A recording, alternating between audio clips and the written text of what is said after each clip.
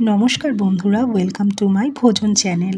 আজকে বাড়িতে বানিয়েছিলাম দই ইলিশ, সেটারই রেসিপি আপনাদের সাথে শেয়ার করে নেব। মাছগুলোকে প্রথমেই ধুয়ে নুন হলুদ মাখিয়ে রেখে দিয়েছি, আর রান্নার জন্য এদিকে নিয়ে নিয়েছি 1 বাটি দই, সাথে রয়েছে কাঁচা লঙ্কা, পোস্ত বেটে নিয়েছি কিছুটা। এখানে কিছুটা সর্ষে পাউডার সাথে নুন আর একটু চিনি দিয়ে জল দিয়ে গুলে নিয়েছি। কড়াই দিয়ে দিচ্ছি সর্ষের তেল, তেলটাকে একটু কড়ার চারিদিকে লাগিয়ে নিলাম। এবারে এই নুন হলুদ মাখানো মাছগুলোকে দিয়ে একটু ভেজে নেব। আমি একটু কড়াই ভেজেছি, যেহেতু আমরা কড়া ভাজাটা পছন্দ করি, হালকা ভাজলেও হয়। এবার দিয়ে দিলাম চিড়ে রাখা কাঁচা লঙ্কা, এরপর দিয়ে দিচ্ছি দইটা দিয়ে একটু নাড়িয়ে নেব। গ্যাসের ফ্লেম একদম লোতে রয়েছে। এবারে পোস্ত বাটাটাও অ্যাড করে দিলাম। একটু কিছুক্ষণ নাড়িয়ে নেওয়ার পরে ভেজে রাখা মাছগুলোকে এক এক করে দিয়ে দেব।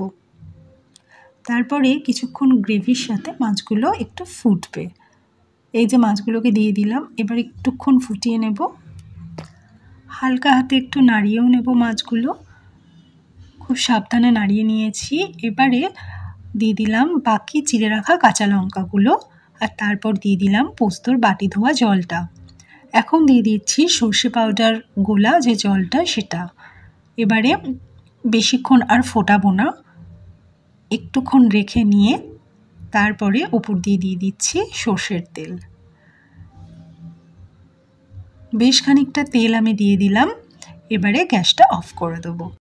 দই ইলিশ একদম রেডি হয়ে গেছে। আমাদের তো রোববার লাঞ্চটা ইলিশের সাথে দারুণ কাটলো। আপনাদের যদি রেসিপিটি ভালো লেগে থাকে তাহলে একটা লাইক আর কমেন্ট করবেন।